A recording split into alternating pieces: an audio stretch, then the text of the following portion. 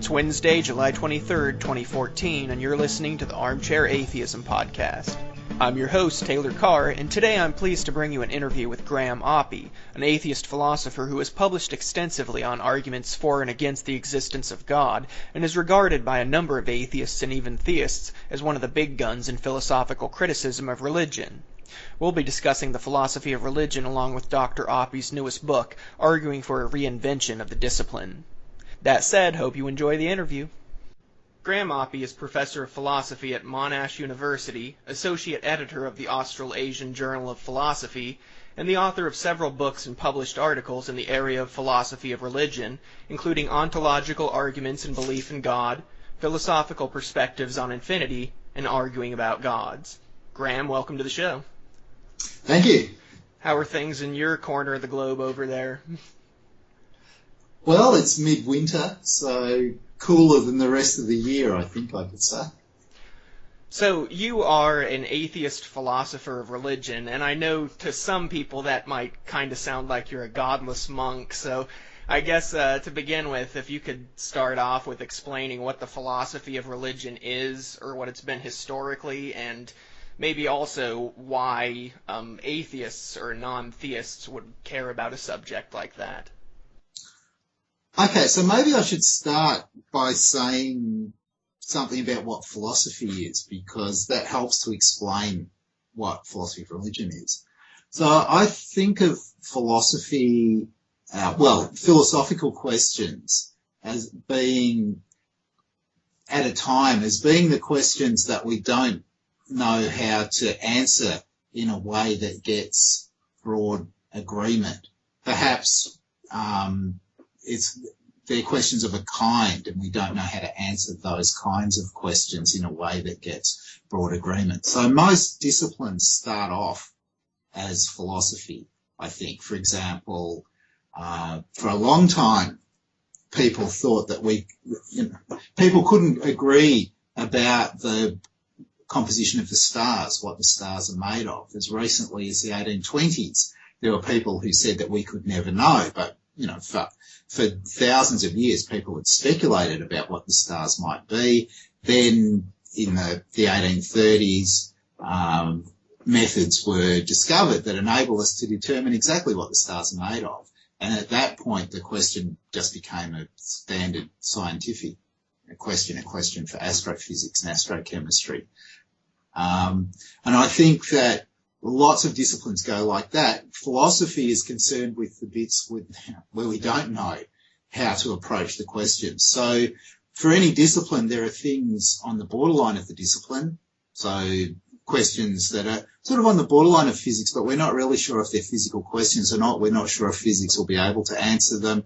We don't know whether current physics can answer them or not. And so you get people who do philosophy of physics. I think of philosophy of religion as being like that. So there's a bunch of questions about religion that we currently don't really know how to answer. At any rate, we don't know how to answer them in a way that gets broad-scale agreement. And by that I mean something like we get agreement amongst kind of properly informed people across a wide range of cultures. So take physics, for example. The answers that you get to physical questions aren't different in Pakistan or Russia from what they are in the United States or Australia. What you would want from religion, for religion, would be something similar, answers to questions about religion where you get sort of broad agreement in different cultures. Okay, so that's what I think philosophy of religion is. And I think it's kind of obvious why atheists should care about it, because religion's a very significant phenomenon. It's clearly important in motivation of behaviour, and religious beliefs explain lots of things that people do. I think that everybody should be interested in understanding religion, and in particular in questions that arise where we don't currently understand religion very well, where there are questions that we're not even sure how to approach, how to secure solid agreed answers on about religion. So, to what extent then, if you do, would you differentiate this from something like theology or especially apologetics? Do you see there as being some overlap there, or is it very distinct differences between those? I think that there are various parts of philosophy of religion. So just because there are different areas of religion where there are questions that we don't know yet how to secure answers on. So take what has been a much discussed question about the existence of God. That's clearly a question in philosophy of religion. It's not, in my view, the most important question, but it's a question in philosophy of religion. And it's obviously related to questions in theology and apologetics. That is, people who see themselves as engaged in theology or engaged in apologetics think that they've got something to say on the question of God's existence. But my interest, and what I think the interest of philosophy of religion properly construed is there a way of arriving at an answer to this question that's going to be broadly acceptable, right, to at least to suitably informed people. So that kind of segues into the next question I had, which is, what for you were your personal experiences or things that happened in your life that motivated you to study and make a career in a field like this, especially as an atheist? Okay, so I really have to divide this question in two, because I think that making a career in the philosophy of religion was something of an accident. When I went to graduate school, I wrote a PhD in philosophy of language, and I think when I left graduate school, I kind of expected that in my career I would be doing stuff in philosophy of science, philosophy of language, metaphysics, epistemology. I wasn't thinking at that point that I would end up being a philosopher of religion. There were just a couple of accidental things. The first thing I did after I left graduate school was to take a casual job teaching philosophy of religion. So I had 6 months sort of immersed in the philosophy of religion literature. And then a couple of years after that, I got a postdoc to write a book on ontological arguments. And by the time I'd finished writing that book, I think the kind of direction of my career had been sort of fixed. So that was accidental. What motivated me to study philosophy of religion? For a very long time, I've been interested in arguments about the existence of God. So it's a topic I got interested in quite early in high school. And the very first paper I wrote in Philosophy 101 was actually a paper on ontological argument, on Descartes' ontological argument. So I guess it's just there's those kinds of questions I just found intrinsically interesting. I can't say there were probably many people in my Philosophy 101 class who understood, let alone would have written on the ontological argument. So I don't think that the things that I was interested in, and I spent a lot of my career thinking about arguments about the existence of God, I don't think of that as being sort of all there is to philosophy of religion by any means. It's a part of philosophy of religion that I find particularly interesting, but that might very well be a kind of minority interest. All right, well, one of the things that has been kind of a big issue since it came out is the Phil Papers survey that reveals the stark contrast between the number of, I guess you could say the ratio of theists to atheists between philosophy and philosophy of religion. That being that there's way more, it's almost like a direct, from the figures that I've seen, it's almost a direct inversion. There's a lot more theists in the philosophy of religion than atheists, and vice versa. There's a lot more atheists in philosophy in general than there is theists. So I guess what do you think the current state of the discipline is, and has it changed in your view from what it has been or what you've known of it historically? I think that it's a very recent discipline, actually, philosophy of religion. So religious studies certainly is. Religious studies has only been around for 50 years or so as a discipline in universities. And of course, universities themselves have only been around for a fairly short period of time. There were maybe 700 or 800 years in the case of universities like Oxford and Paris, but as a kind of big scale feature of Western society, universities have only been around for 150 years or so, a couple of hundred years. Philosophy of religion as a discipline, I would think, probably doesn't date much earlier than the Second World War. If you looked around and before that and you asked how many people self-identified as philosophers of religion, you would find very few. Of course, there were people who talked about topics that are of interest in philosophy of religion. That's been going on since the beginning of philosophy. But the idea of it being a discipline seems to me to be quite a recent thing. Has it changed very much? I guess then if you think about that short time frame, it probably hasn't changed very much. I would think that most of the people who've done philosophy of religion over the past 50 years have been theists. There haven't, or if not theists, though most of them have been theists, if not theists, people who have religion of one kind or another. And there's just a small number of atheists and other ne'er-do-wells who've been interested in arguing with them about various points. Yeah, I know that I'm not sure when exactly it was published, but Paul Draper and Ryan Nichols published a paper called Diagnosing Bias in Philosophy of Religion that has some interesting conclusions that they've drawn. And I think that kind of ties in nicely to your newest book that you've recently published, Reinventing Philosophy of Religion, which makes the case for a kind of reform of the discipline.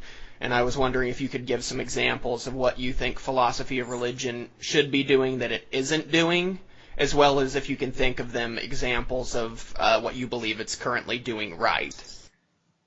Okay, so the biggest thing about philosophy of religion as it's been practiced in the West is that it's had an extremely narrow focus. It hasn't really been philosophy of religion, it's been philosophy of Christianity or particular Christian sect, with a very great emphasis on theism and considerations about God. There's amongst Christian philosophers, there's been an attempt to broaden out philosophy of religion so that it takes in a lot of other aspects of Christianity and Christian teaching other than just questions about the existence of God. That's something that's happened in the last 30 years. But there hasn't really been a corresponding widening of focus to take in all the other religions of the world. And it seems to me that the most interesting questions in philosophy of religion are general questions about religion, not questions about the doctrines of particular religions. So I would like to see philosophy of religion having a global focus and addressing questions that apply to the phenomenon of religion quite generally, rather than being tied to particular religions, where philosophy of religion often, as you kind of alluded to earlier, gets associated with apologetics or particular kinds of theology. What do I think that it's currently doing right? Well, there's nothing wrong with lots of the stuff that's done. So there's quite interesting arguments about the existence of God that have been examined in considerable detail in recent years, and that work seems to be perfectly fine to me. There's also been quite a bit of interesting work done on attributes of God as God's conceived in Abrahamic religions, or particular parts of the Abrahamic religions, particular denominations of Christianity or particular branches of Islam or particular branches of Judaism. But so there's been interesting work done, historical work, particularly I think on medieval theology and philosophy, some of which has interesting applications to current discussions, not just in philosophy of religion, but metaphysics, epistemology, and elsewhere. So, do you have any examples, I guess? It sounds like what you're arguing for is more of a broadening, I guess, of the discipline. What do you think, if there's anything that it should be doing that it isn't currently doing? Something... Okay, well, no, the broadening means that there's lots of stuff that it isn't doing that it should be doing, because there's all of these questions in Hindu philosophy of religion or Buddhist philosophy of religion that simply aren't being addressed, and lots of them are very interesting questions. It's not that I think that everything that's going on is being done well either. I think that there are serious misunderstandings about what arguments can be used to do that underlie a lot of discussion in contemporary philosophy of religion. So this is a topic that I take up a little bit in Reinventing Philosophy of Religion, but that I've been writing a lot more about elsewhere.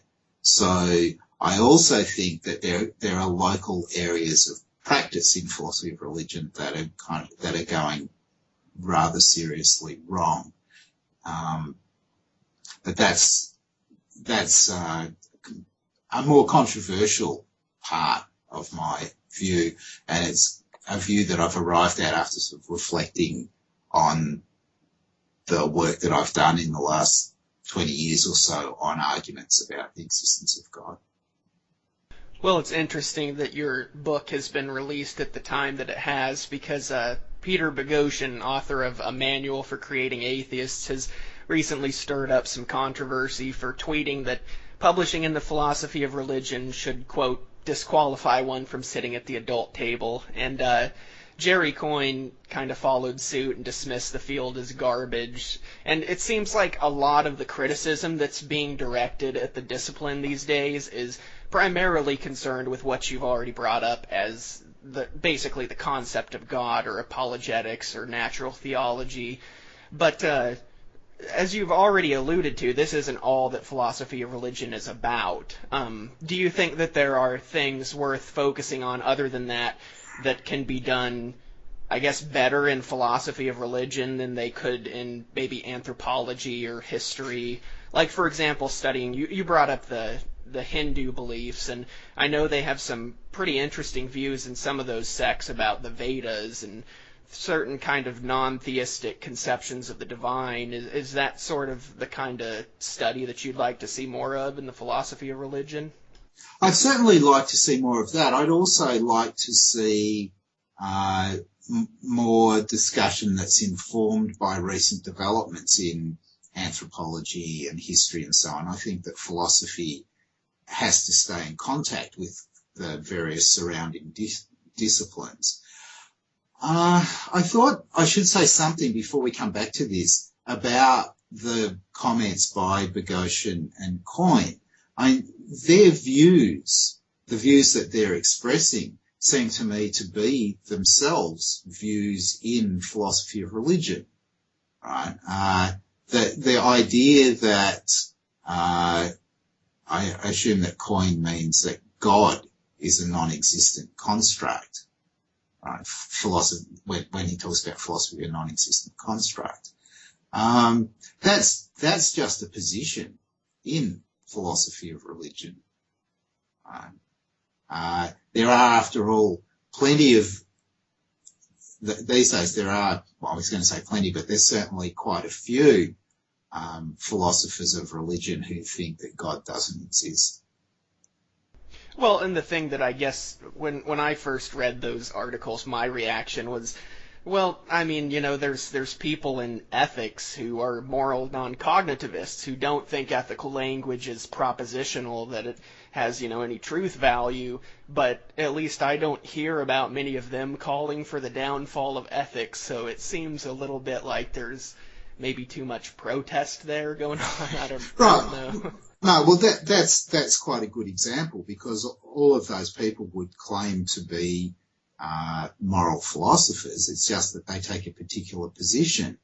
And I don't think that there's anything wrong with taking the view that God doesn't exist, and that the teachings of the world's religions, at least let's say their metaphysical and epistemological teachings, are all just wrong. That's a respectable view, but it's certainly not a view that we've managed to secure widespread agreement on amongst all the intelligent people that are out there. There's clearly a lot more work to be done before some kind of consensus about religion and about the questions that are raised in philosophy of religion are going to be agreed on, before there'll be a consensus that we arrive at. Yeah, it does seem like a little bit of putting the cart before the horse. I was actually contacting Keith Parsons, another, I guess, former philosopher of religion now, because he had announced he was leaving that field I think 4 years ago or so. I don't think he's actually left, though. Exactly. Yeah, he seems like he still has some strongly held opinions on that, but he kind of has a similar view to it, sounds like, what you're advocating, which is that there are other things worth studying, just like, I guess, to use that analogy again with non-cognitivists, just like they see maybe ethical language as still being interesting and something worth studying, it seems like there's still things, like especially with, I guess you could say, just the sacred or religious experience, things that are worth looking at. And just as there's things that, I mean, even atheists have their abstractions that they kind of hold to, like love, beauty, and value and stuff like that are considered worthy of dialogue and study. And even some of them are still kind of influential towards violent and irrational conflicts throughout our world. So I guess, why do you think there is no similar push to marginalize other things like politics or aesthetics or ethics? Or do you think it has to do primarily with the religious issue? Yeah, this is there's a lot in this question as well. So if you go back to logical positivism and you look at Ayre's little book, Language, Truth and Logic, there's a certain sense in which Ayre was marginalising all of these things, aesthetics, ethics, politics and religion all together. There was a recognition that this didn't work, and in any case, it's sort of obvious that there are things to study in connection with politics and ethics and aesthetics. But it seems to me that it's equally obvious that there are things to study in connection with religion. Maybe you might think that, even if you have the view that believing in the tenets of any religion is just irrational, even if you had that view, a view that seems mistaken to me, but even if you had that view, that wouldn't mean that there wasn't a lot of interesting stuff to study here, because why do people believe these things? What are the consequences of their believing these things? What are the connections between certain kinds of violent conflicts and religion? There's a whole lot of questions about religion that are significant and important, and while answering these questions requires you to draw on a whole lot of things, demography, geography, history, politics, and so on, there'll be a role for philosophy in addressing those questions as well. Many of the objections that I've seen to philosophy of religion seem to revolve around its social status, as if it kind of gives undue legitimacy to superstition. And the comparison I keep hearing is it's pretty much the same way intelligent design is said to be creationism in a cheap tuxedo. So, I mean, would you agree with this assessment of the situation? Presumably not from what you've already said, but it seems like kind of a bit of a cheap shot because, I mean, isn't intelligent design, at least from what I know of it, there's lots of its claims that seem unfalsifiable and some of its arguments are outright fallacious, and you could make the same argument, I guess, of a lot of the things in religion, but doesn't that seem like too, I guess, broad of a brush to paint the whole field with? Well, I think so, and I don't think that people would say that, you know, when anthropologists or historians or sociologists study religion, that they're giving undue legitimacy to superstition, right? It's obviously a legitimate field of study to study religion, and you would expect, as in other areas, that study of religion is going to throw up all kinds of questions that are partly or wholly philosophical. I mean, to take one obvious question, there's a question about what religion is and how religion's related to culture and what it is that distinguishes something as religion as opposed to something else. So there's the kind of definitional, conceptual questions about exactly what the object of study is. That's always a kind of philosophical question. I mean, and there are various views that you might have. Maybe you think that in the end, really, it's just a matter for stipulation, that there's sort of no fact of the matter about what religion is, but you can stipulate. Or maybe you think there is a fact of the matter about what religion is. You know, there are various methods for arriving at definitions in philosophy. So that's just one topic, and philosophers can make a contribution because that helps other people. Because if you read in cultural studies or religious studies, or even in fields like sociology and anthropology, if you read works in those fields, they often spend time worrying about what religion is and what it is as an object of study. And they do philosophy often, but they don't do it very well. So in trying to answer that question. So it does seem to me that it's sort of obvious that there's lots of things that you can do in philosophy of religion that are genuine contribution and aren't doing anything like giving legitimacy to superstition. Yeah, I actually had to write a paper in my comparative religion class that I took on the subject of what religion is, and that was probably one of the hardest things I've had to write, because first of all, there's the question of, you know, do you go with essential definitions or cluster definitions? Then what do you incorporate under all that? And it seems like either way there's going to be room for debate. So it certainly does seem like that's a question that's well worth at least asking. But I guess some critics would say that could be arguably done under other disciplines like psychology or history or anthropology again. But you've already touched on this a little bit, but can you think of anything maybe specific that you think would be better studied under philosophy? I guess what would be that? I know there's some overlap there, as you already mentioned, but what do you think maybe is best left, for lack of a better term, to the domain of philosophy? Well, there are things that we don't know, that we don't have any other discipline that we can apply in order to study questions. So in particular, that analysing arguments about the existence of God is clearly something that belongs, at the moment, belongs to philosophy of religion, and perhaps it always will belong to philosophy of religion. We don't have a kind of separate discipline of argument analysis. And I mean, the talking about arguments about the existence of God clearly brings in questions from areas like logic and philosophy of language, which are also at this stage still parts of philosophy.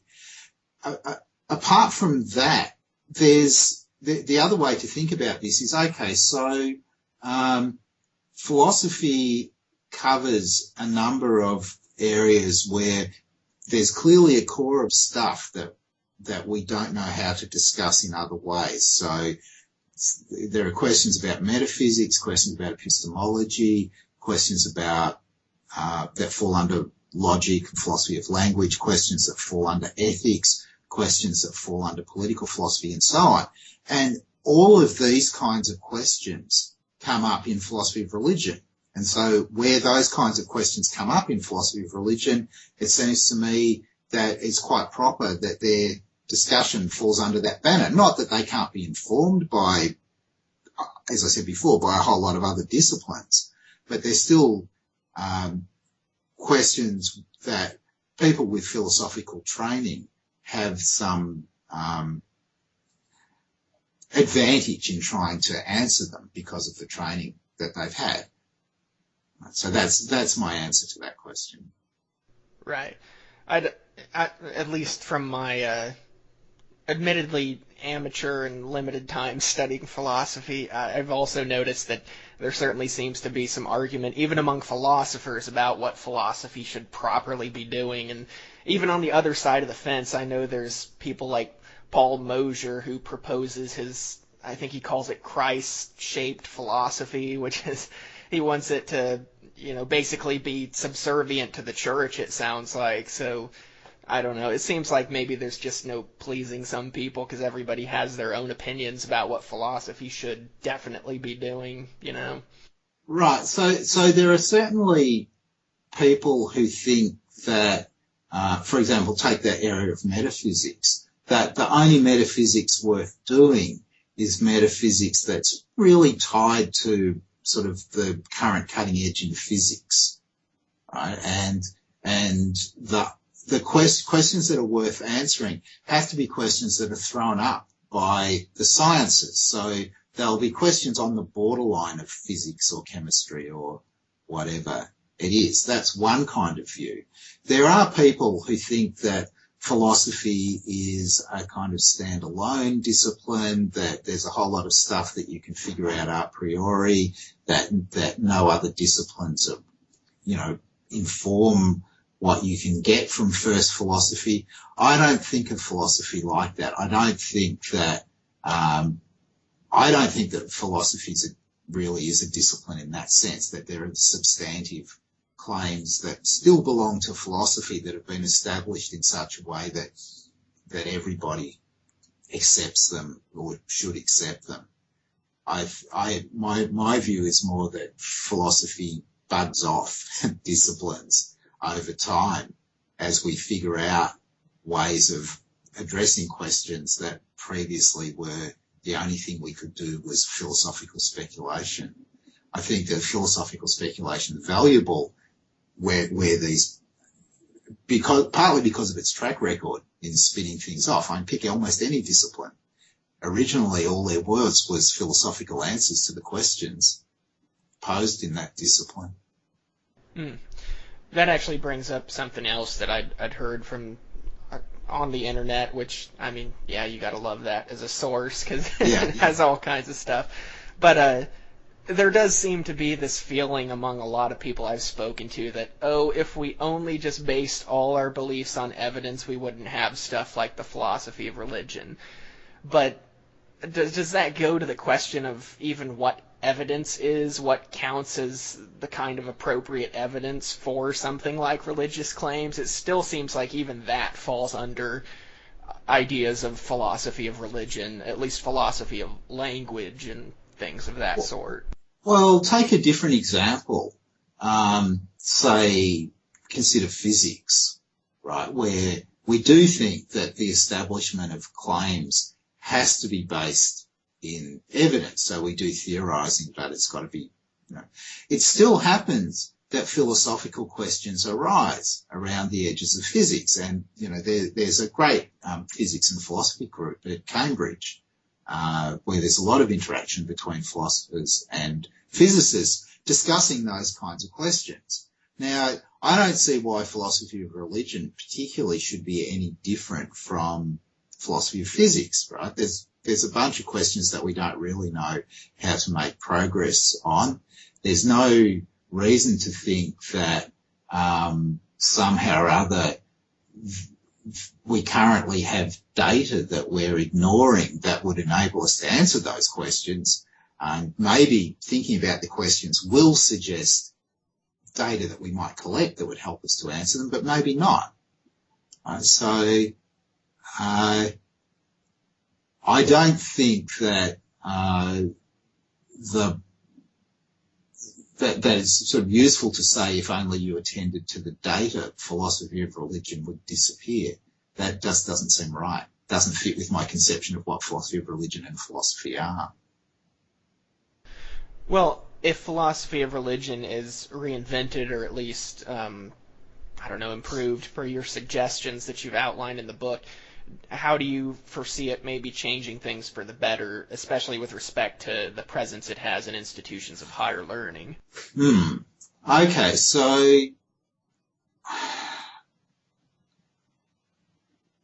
one difference will be that if it was reinvented as I would like to see it reinvented, would be that it would be much more inclusive. It would consider religion and not just the very narrow scope of certain sects of Christianity, which is really what it's focused on so far.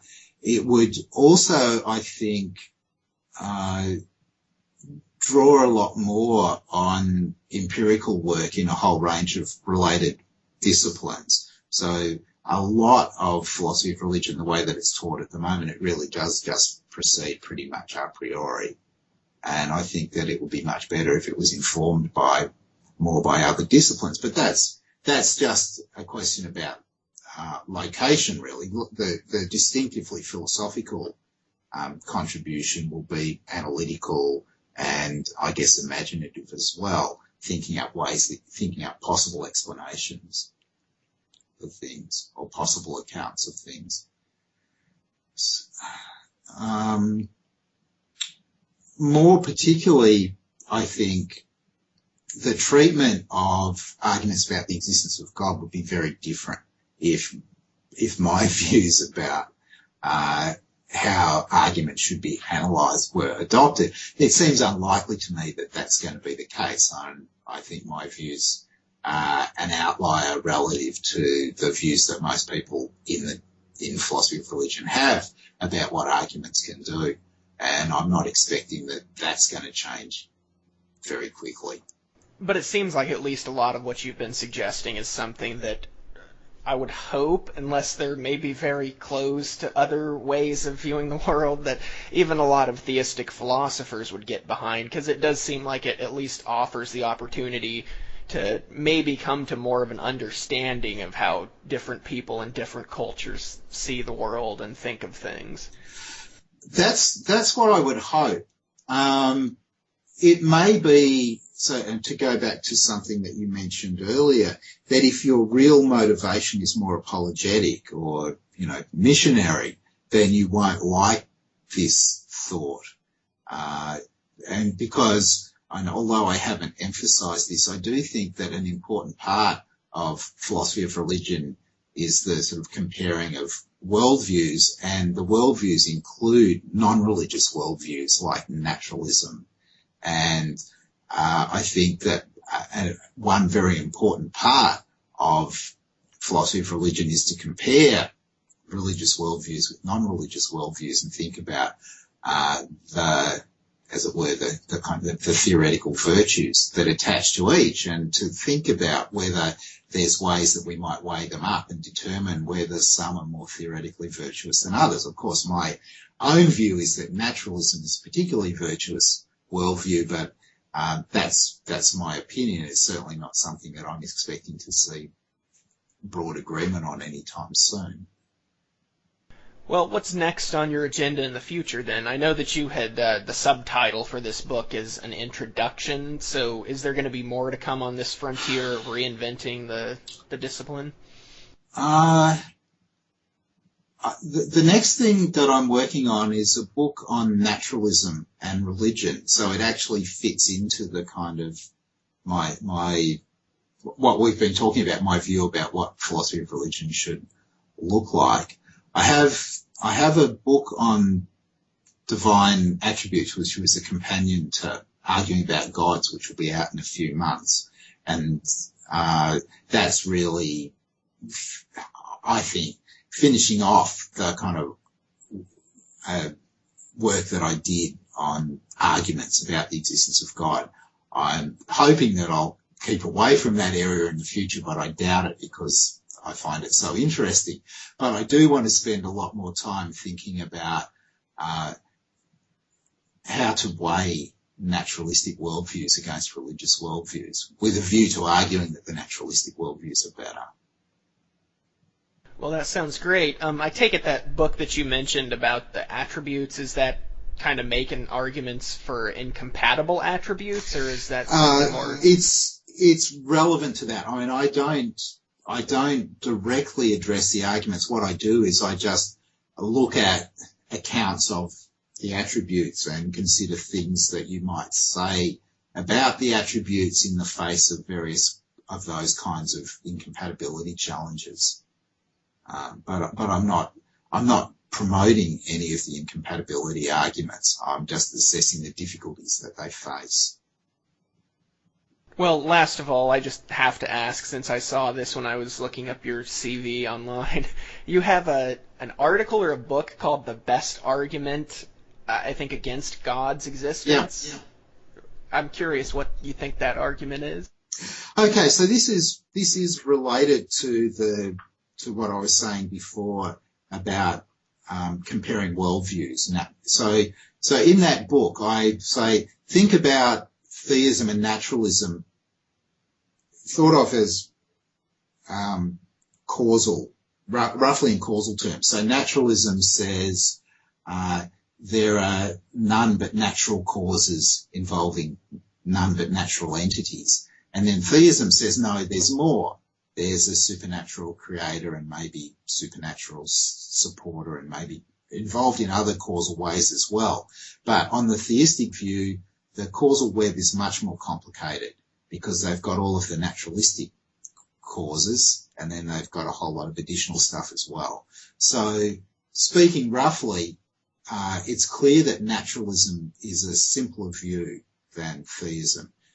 Naturalism's committed to a whole lot less, fewer entities, fewer kinds of entities, fewer sort of primitive undefined properties and so on. So that's a kind of starting point. Now consider the various things that you might hope to explain, the things that are data to the theories, there being something rather than nothing, the universe apparently being fine-tuned, the existence of consciousness, the existence of moral values, and so on. Consider a whole range of these things. What I argue is that on all of these bits of data, naturalism does at least as well as theism in explaining them. So I go through a whole lot of data, and then I say naturalism was simpler to start with. There's nothing that it doesn't explain at least as well as theism does, so it's the better theory, so you should believe it. So that's what I say is the best argument. I then go on to say that even though I think this is the best argument, it's clear that it faces some difficulties. It's not a compelling argument as it stands. But my aim wasn't to produce a convincing argument. What I wanted to say is, look, this is the best argument that there is. It happens to favour naturalism. We can forget about all of the theistic arguments at this point. And is this what you're going to flesh out a little bit more in the book that you said you're working on? To some extent, there'll be a bit more fleshing out in this book. I suspect that there'll be more somewhere further down the track. So the book that I've got in mind is actually going to be much more concerned with addressing certain objections to naturalism. So Plantinga's evolutionary argument against naturalism, Mike Ray's arguments in World Without Design, Plantinga's other arguments in Where the Conflict Really Lies. I'm much more concerned with addressing sort of objections to naturalism. And then maybe the book after that, I'll go back and try to flesh out some more of the details of the argument that's sketched in The Best Argument Against God. Well, I look forward to reading that when it comes out. It seems like, at least to me, we could always use more philosophical defenses of naturalism for all the stuff that's out there on apologetics for Christian theism. Well, certainly there is a great imbalance in the materials on both sides in philosophy of religion. This adverts back to what you were saying about the Phil Papers survey. There's a massive amount of stuff that in philosophy of religion that's produced by theists. At least in the West, North America, the UK, and a few other places. There's masses of stuff produced by theists. There's only a tiny amount of stuff produced by naturalists. So in that sense, I guess we could always use more stuff written by naturalists. Well, Graham, thank you so much for coming on the show, and best of luck to you and all your future work that you have coming up. Thank you very much. I'd like to thank Dr. Oppy for coming on the show. If you'd like to find out more about him or purchase any of his books, links are available in the description for this episode at godlesshaven.com. At godlesshaven.com, you can also find out more about the show, more about myself, and plenty of additional content. Music in the show is my own work. Thank you for listening, and please join me again in the not-too-distant future for another episode of Armchair Atheism.